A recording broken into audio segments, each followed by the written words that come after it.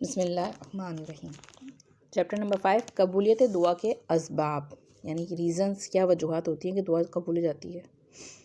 बाज़ लोगों की दुआ बहुत जल्द कबूल हो जाती है क्योंकि वो सख्त ज़रूरतमंद होते हैं और वो ज़रूरत जो होती है उनके अंदर एक इज़्तिराबी कैफ़ियत पैदा कर देती है, एक बेकरारी होती है जिसके साथ वो शिद्दत से अल्लाह ताला की तरफ मुतवज्जो होते हैं। तो उनकी दुआ की शिद्दत से एक आसमानों में भी खलबली मच जाती है। कुरान मजीद में अल्लाह ताला फरमाते हैं, अम्मन युजीबुल मुत्तर्र इज़ा दुआहु व यक्शिफुस्सू, भला वो कौन है कि जब कोई बेकरार उसे पुकारता है तो वो उसकी दुआ कबूल करता है और तकलीफ़ दूर करता है। तो when we feels restlessness and nothing relaxes, तो उस वक्त इंतहाई शिद्दत से रब को पुकारें। परेशानियों को अपने हक़ में कभी बुरा ना समझें, क्योंकि बेचैनी में देखो हमारा एक दिल से दुआ निकलती है और हम अपनी रूह की शिद्दत के साथ रब को पुकारते हैं और अल्लाह ताला की रहमत का यही तरीका है। हदीस में आता है, जब अल्लाह किसी कौम से मोहब्बत करता है तो उसको आजमाइश में डाल देता है। तो ऐसे में फिर क्या होता है, बंदे जो अल्हम्दुलिल्लाह अल्लाह कुल्ली हाल कहें कि हर हाल में रब का शुक्र करना है हमें, नो कंप्लेंट्स। ये प्रॉब्लम जो आपको आई है, आपको रब से जुड़ने के लिए आई है। आपको जब तकलीफ़ बेचैन करेगी तो फिर खुद ब खुद हम तड़प के दुआ मांगेंगे। तो मस्ट रिमेंबर, शैतान वसवसे डालता है कि तुम्हारी दुआएं नहीं सुनी जाएंगी। तो इस शैतान को डिफ़ीट करना है, इसको हराना है, अपनी बेकरारी रब के सामने पेश करनी है। नंबर 2 पॉइंट वो बताते हैं इब्न क़य्यिम रहमतुल्लाह के, समटाइम्स दुआ करने से पहले कोई बड़ी नेकी इंसान से वजूद में आ जाती है, या बंदा किसी के साथ कोई भलाई कर देता है जिससे अल्लाह ताला के हाथ दुआ जल्द कबूल हो जाती है। एक्चुअल में वो नेकी का एक समझे रिवॉर्ड होता है। कोई अपनी परेशानी आपसे डिस्कस करता है, किसी का कोई मैसेज आया, आपने उसको पॉजिटिव बातें की, उसको आपने मोटिवेट कर दिया कि अच्छे काम के लिए, और उसकी सारी फ्रस्ट्रेशन ख़त्म हो गई। अब आपको याद भी नहीं रहा उसको, लेकिन आप ख़ुद भी परेशान हैं, आपने अल्लाह से अपने लिए भी दुआ कर रहे हैं कि यार अब मेरी इस प्रॉब्लम को भी सॉल्व कर दीजिए। तो ये नेकी जो होती है रीज़न बनी आपकी अपनी दुआ की कबूलियत में। तो समटाइम इस चीज़ ना हम कहते हैं इतने दिनों से अटका हुआ काम हो गया, जाने कौन सी नेकी काम आ गई। सो इट मीन्स किसी भी नेकी को छोटा ना समझें। नबी करीम सल्लल्लाहु अलैहि वसल्लम ने फरमाया, तुम्हारे अपने भाई को देखकर मुस्कुराना भी सदका है।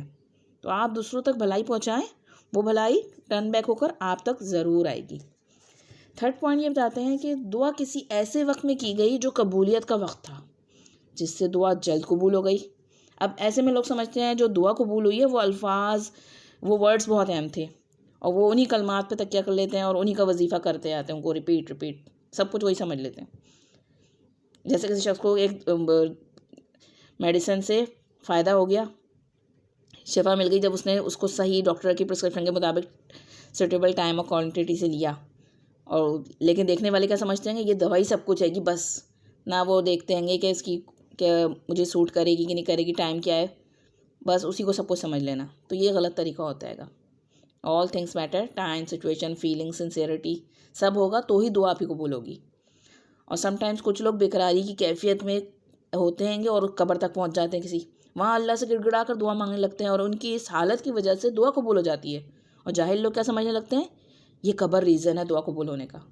हालांकि वजह क्या थी, उनकी अपनी अंदर की कैफियत, कंडीशन जो वो रब के सामने आजिज़ी कर रहे थे, ह्यूमिलिटी के साथ दुआ कबूलियत का सबब बनी।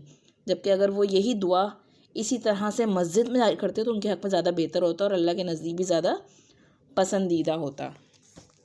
तो सेंट्रल पॉइंट हमारे पास क्या आया है कि बेकरारी से दुआ में शिद्दत आती है। तो कोई भी प्रॉब्लम आए तो बेचैनी होना तो फितरत है ना, इट्स जस्ट नेचुरल। हम कोई रोबोट थोड़ी हैं कि कोई कुछ कहे या कुछ हो तो रिएक्शन ही ना हो किसी बात का हम पर। लेकिन इस बेकरारी को भी चैनलाइज करें, रब से शिद्दत कल्ब से दुआ करें। और दुआ को एक मैकेनिकल अमल नहीं है कि एक ही लफ्ज़ों को बस बिना सोच समझे दोहराते रहें तोते की तरह।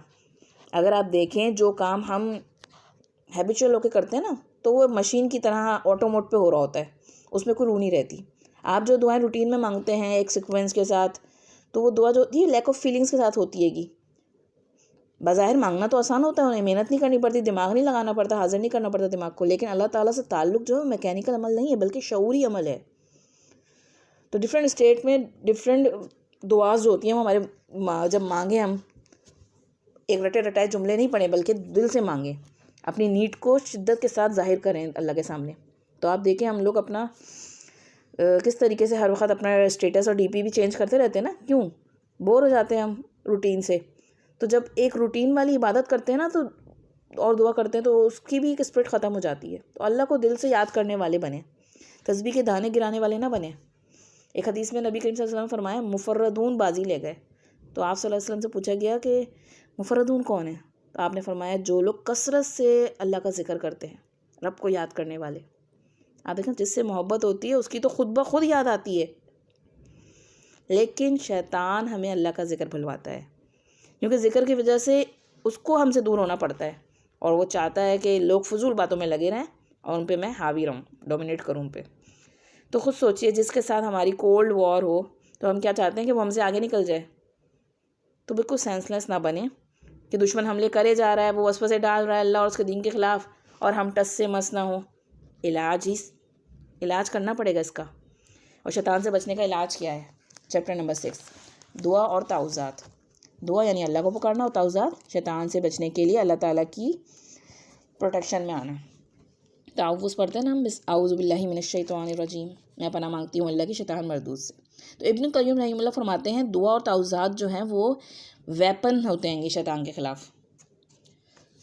और असलहा भी सिर्फ तेज़ धार नहीं बल्कि माँ सिपाही यानी सोल्जर्स, आप समझें फ़रिश्तों की पूरी फ़ौज की आपकी हिफाजत कर रही है आपके दुश्मन के ख़िलाफ़। और फिर ऐसे खंजर और ऐसे शार्प स्वॉर्ड आपके पास हों जिसमें कोई फॉल्ट ना हो और आपके स्ट्रॉन्ग आर्म्स हों, तो दुश्मन का काम तो तमाम ज़रूर होगा। तो दुश्मन कौन है? शैतान हमारा खुला दुश्मन है। उसको कभी लाइट ना लें, वो आपसे हद से ज़्यादा जेलस है, नफ़रत करता है। तो उसको अपना दुश्मन समझें। वो इतना बेरहम दुश्मन है कि हमें हमारे प्यारों के ख़िलाफ़ ही उकसाता है। और शैतान तो दुश्मनी के बजाय हम अपने करीबी रिलेशंस को अपना दुश्मन समझते हैं। और जब अपनों पर बंदा ट्रस्ट नहीं करता ना तो मज़ीद अपनों के ख़िलाफ़ दिल में बुग़्ज़ और नफ़रत से इंसान ख़ुद ही वीक पड़ता है। तो हमें इससे प्रोटेक्शन का तरीका सिखाया गया है। हर नमाज के बाद हमें देखें मौज़ूआत पढ़ने का हुक्म दिया गया सुन्नत में, यानी हर फ़र्ज़ नमाज के बाद जिस तरह आप आयतुल कुर्सी पढ़ते हैं इसी तरह एक बार सूरह इख़लास, सूरह फ़लक और सूरह नास एक बार तीनों को पढ़ने की तलकीन प्रॉफिट सल्लल्लाहु अलैहि वसल्लम ने फरमाई है। फिर रात को सोते वक्त इन तीनों सूरतों को पढ़कर सामने हाथ पर फूंक कर अपने पूरे सर पे, जिस्म पे, चेहरे पे जहाँ तक हाथ जाए फेरने को, इस अमल को 3 टाइम्स दोहराने को कहा गया है हमें। तो हमें इस कदर प्रोटेक्शन की ज़रूरत है कि हर नमाज के बाद, हर थोड़ी देर बाद हमें चाहिए कि हम अल्लाह की प्रोटेक्शन में आए अपने दुश्मन के ख़िलाफ़। और रात को सोते वक्त तो हम बिल्कुल देखें गाफिल होते हैं, तो फिर 3 टाइम्स पढ़ो। रात को शैतान हमारी पता है गुद्दी पर पीछे ना 3 गिरा नोट लगा देता है। हदीस में आता है कि जो बंदा उठकर अल्लाह को याद करता है तो एक गिरा उसकी खुल जाती है, और बंदा अगर उठ के वज़ू कर ले तो सेकंड नोट भी खुल जाती है, और जब बंदा उठकर नमाज़ पढ़ ले तो तीसरी गिरा भी खुल जाती है।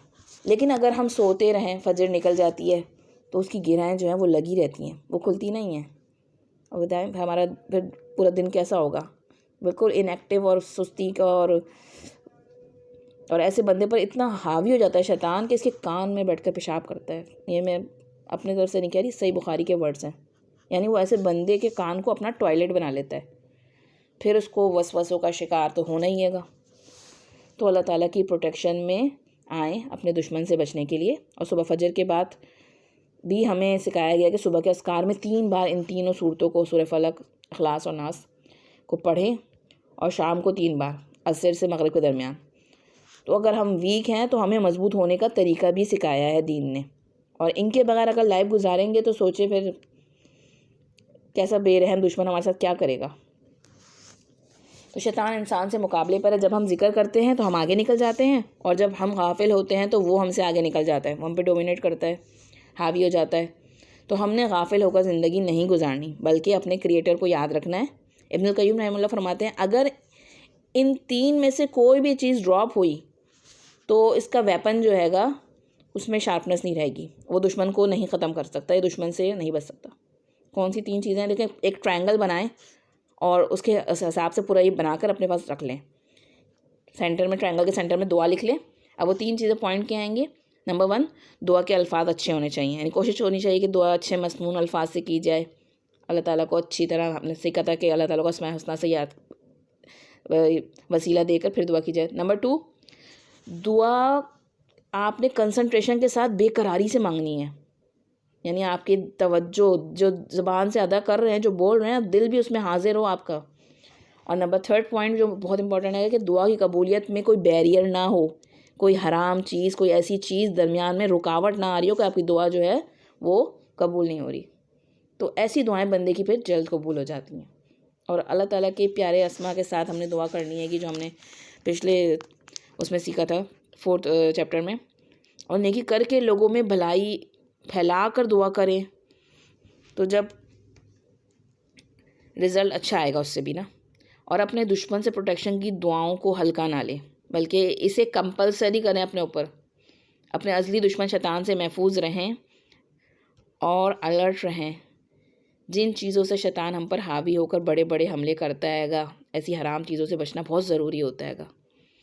तो अल्लाह ताला से हिफाजत में रहें। अल्लाह ताला हम सब की हिफाजत फरमाए और हम सबको ऐसी दुआओं और ऐसी इबादत की तौफीक अता फरमाए जो अल्लाह ताला के यहाँ कबूलियत का दर्जा नसीब हो जिन्हें। अस्सलाम वालेकुम वरहमतुल्लाहि वबरकातुहू।